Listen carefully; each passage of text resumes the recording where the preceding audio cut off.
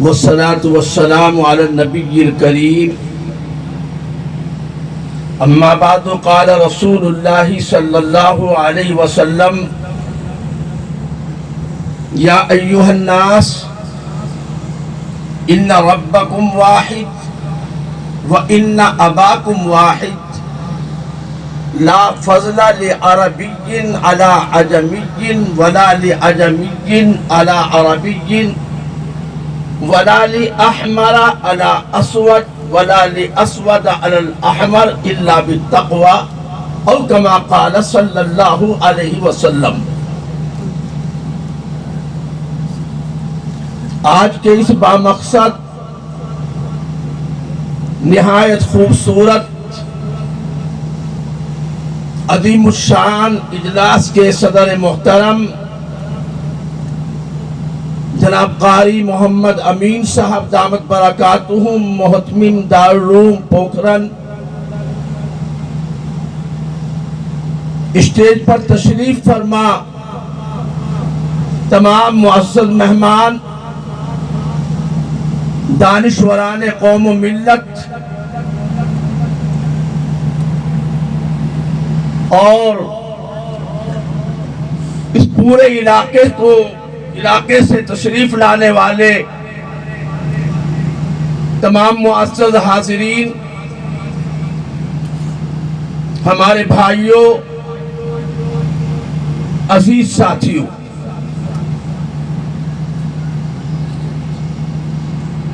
مجھ سے پہلے آپ حضرات کے سامنے آج کے ہمارے اجلاس کے معزز مہمانوں نے اپنے دلی جذبات کا، اپنے خیالات کا، قوم کی ترقی کا، آنے والی نسلوں کو آگے بڑھانے کا نسخہ اور فارمولہ ہمارے سامنے پیش کیا۔ وقت چونکہ بہت زیادہ ہو چکا ہے، کوئی لمبی اور تفصیلی بات عرض نہیں کی جا سکتی ہے۔ آج کا یہ پروگرام قومی ایکتا کا پروگرام، سدبھاونا کا پروگرام، قومی یکجہتی کا پروگرام، آپس کے بھائی چارے کا پروگرام، ایک دوسرے کے جذبات کے احترام کرنے کا پروگرام، جس کی شروعات جمعیت علماء ہند نے کی ہے پورے ملک کی سطح پر۔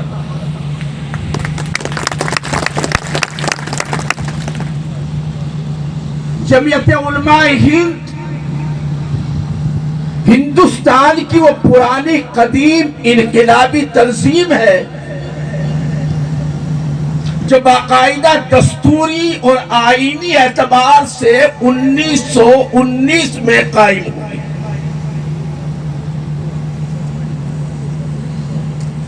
اسٹیج پر بولنے والوں نے بار بار مدرسوں کا ذکر کیا، مدرسوں کی بات کہی، مدرسے والوں کو کچھ رہنمائیاں دی، کچھ مشورے دیے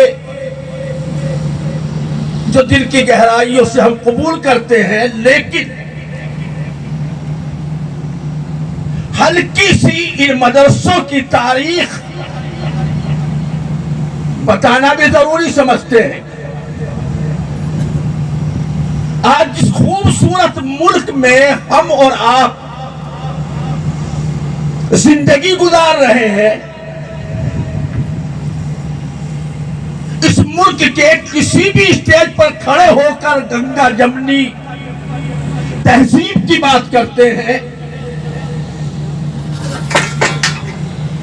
مجھے اس حقیقت کے کہنے میں کوئی تکلف نہیں، بباغ دہل اور پورے یقین اور چیلنج کے ساتھ کہا جا سکتا ہے اور کہنا چاہیے اور سننا چاہیے اور یاد رکھنا چاہیے، یہی وہ دینی مدارس ہے جنہوں نے سب سے بڑے مجاہد آزادی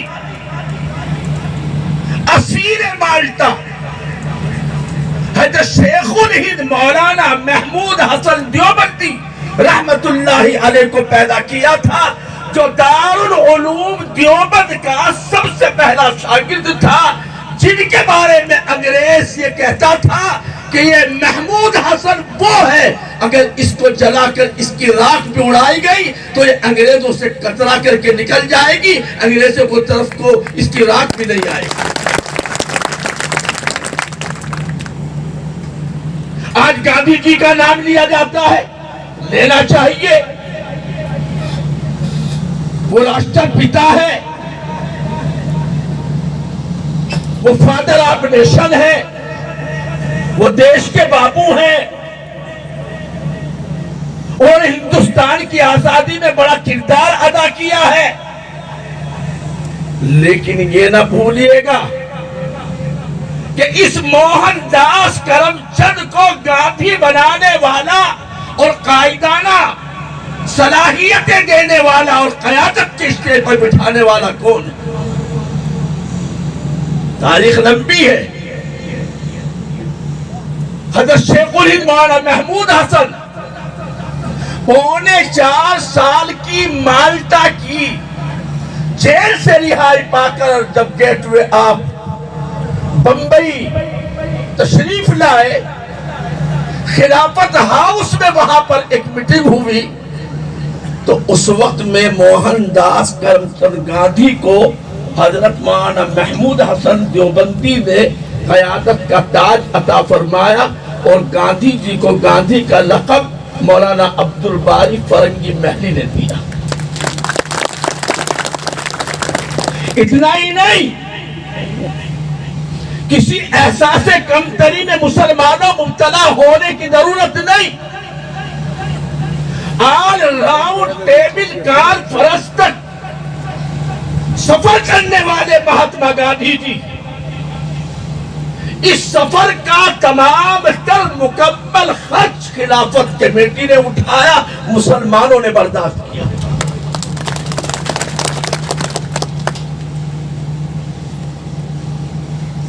مدارس اسلامیہ، دینی مدارس، مولانا ابوالکلام آزاد، مولانا حفظ الرحمان شہواروی، مولانا عزیز گل،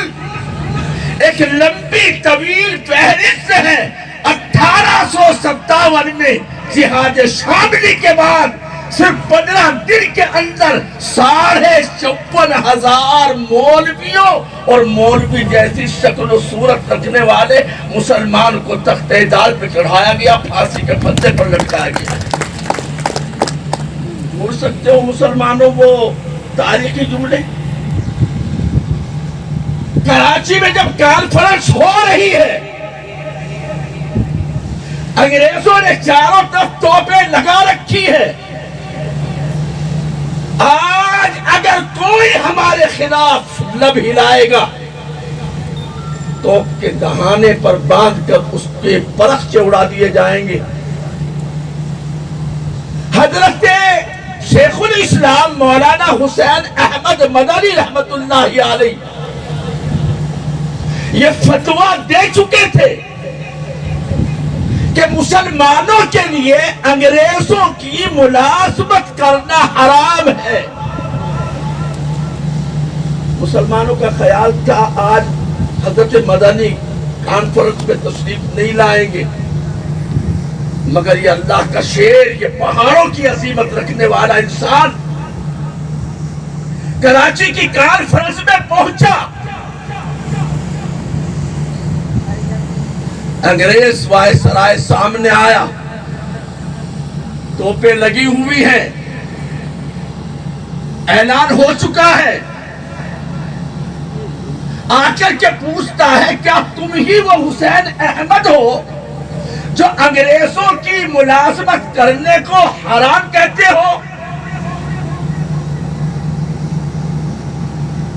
پیچھے مولانا محمد علی جوہر بیٹھے ہیں،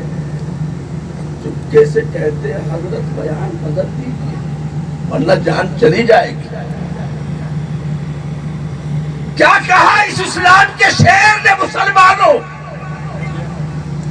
حضرت مدنی رحمت اللہ علیہ نے مولانا محمد علی جوہر کے جواب میں کہا،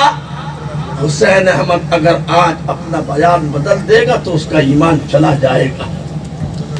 سنو، میں کہتا تھا، کہہ رہا ہوں، کہتا رہوں گا، انگریزوں کی ملازمت کرنا مسلمانوں کے لیے حرام ہے۔ پھر مجھے توپیں لگی ہوئی تھی، ان کی طرف حقارت آمیز نگاہیں ڈال کر اللہ کے شیر نے کہا تھا، لیے پھرتی ہے بلبل چوچ میں گل، شہید ناز کی تربت کہاں ہے؟ مجمع تھا، آنکھوں میں آنسو تھے، دامن بھیگ رہا تھا، آج ہمارا شیخ نہیں بچے گا، ابھی توپ سے بات کر کے فرشتے اڑا دیے جائیں گے۔ لوگوں کی آنکھوں میں آنسو دیکھ کر کے اللہ کے اس شیر نے اپنے جھولے سے ایک کپڑا نکالا، لوگوں سے کہا گھبرانے اور رونے کی ضرورت نہیں ہے، حسین احمد اپنا کفن ساتھ لے کے آیا۔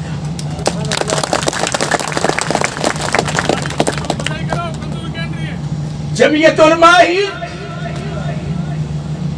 جس نے آزادی سے پہلے انگریزوں کا ہر سطح پر مقابلہ کیا،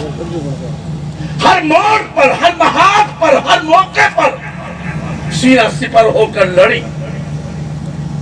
کانگریس، انڈین نیشنل کانگریس کی استھاپنا 1885 میں ہو چکی تھی، بہت پہلے سے تھی،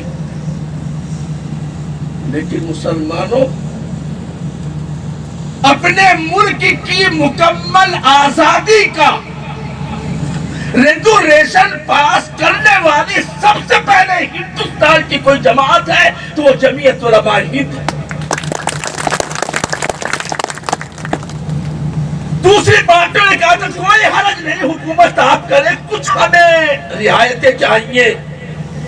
وہ رعایتیں مل جانی چاہیے، نہیں۔ جمعیت علماء ہند نے اپنے پلیٹ فارم سے، اپنے اسٹیج سے، اپنی ورکنگ کمیٹی میں بیٹھ کر یہ کہا تھا، ہمیں بھیک نہیں چاہیے، ملک ہمارا ہے، ہمیں مکمل ملک کی آزادی چاہیے۔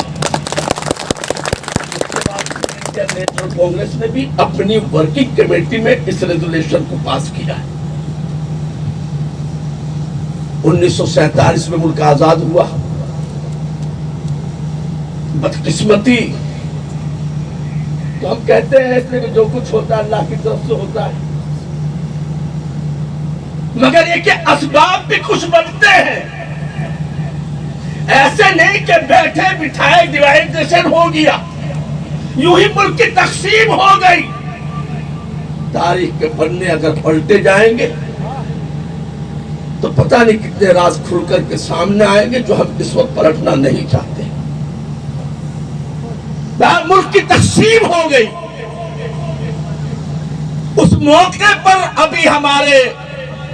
وقف بورڈ کے چیئرمین جنہوں نے بڑی جرأت کے ساتھ اور پوری ہمت کے ساتھ اپنی بات کو بھی رکھا اور قوم کو بھی للکارا اور ان کی رہنمائی بھی کی، مولانا ابوالکلام آزاد، مولانا حفظ الرحمان شہوالوی،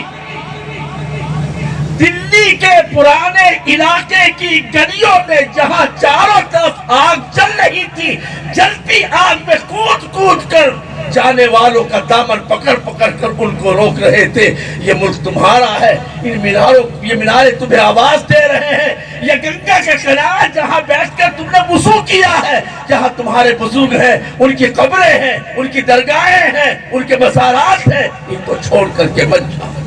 جمعیت علماء ہند، جمعیت علماء ہند، ہندوستان زندہ باد، ہندوستان زندہ باد، جمعیت علماء ہند، علماء دیوبند،